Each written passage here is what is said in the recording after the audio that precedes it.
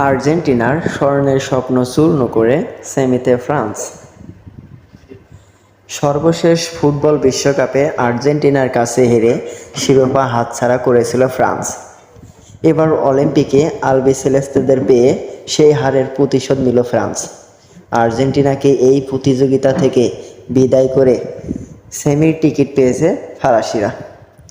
গত শুক্রবার 2 August মাতমুট Atlantic স্টেডিয়ামে আর্জেন্টিনাকে 1-0 ব্যবধানে হারায় ফ্রান্স।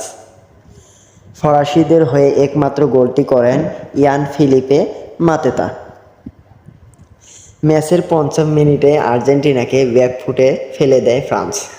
কর্নার থেকে মাইকেল অলিসের ক্রস পেয়ে বক্সের সেন্টার থেকে হেড করে জাল কাঁপানো ফিলিপে মাতানো। ওই একটি গোলেই ম্যাচের পার্থক্য গড়ে দেওয়ার জন্য যথেষ্ট ছিল।